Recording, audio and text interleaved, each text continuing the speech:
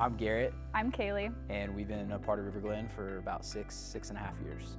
Giving and our tithe has always been a priority in our relationship. I think figuring out what beyond that we could do was a little difficult, especially because we were in a bit of a weird transition period. I was in between jobs and we were a month away from having our second kid, so I think our finances were a little unknown, so it was a little bit difficult. I think for me, being on staff, at first there was a pressure of oh man, I gotta set an example. But I think it was also a good pressure in the sense of man, what if I did dream big? Or what if we did take steps of faith like we're seeing so many other people in our group or just in the church do? And so there was a heart change, but it was also a mind change of how do we think about generosity and what does it look like for us to take bold steps?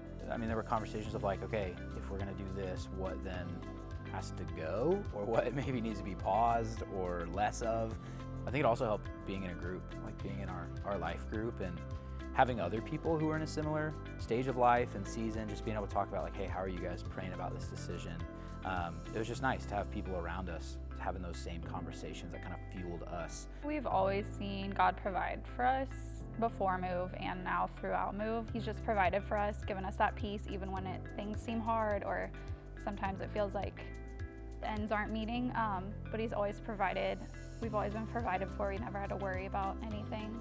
We both grew up in church and love the church that we grew up in, and so I think it's just exciting to think of now our kids experiencing such a unique and cool space that's also specific for them. I think that just gets us really pumped our kids are gonna get to play here and go to class here, and that's cool to imagine them growing up in that. I'm really excited to see our building used throughout the week for people of all ages, not just on the weekends or at nights for small group and stuff. To have people just in our building all the time that we get to show Jesus to. Knowing that we just got to play a small part in that is unbelievable. To be able to look ahead and then eventually look back at it and say, God did that. Whoa, that's so cool. And we all get to be a part of it.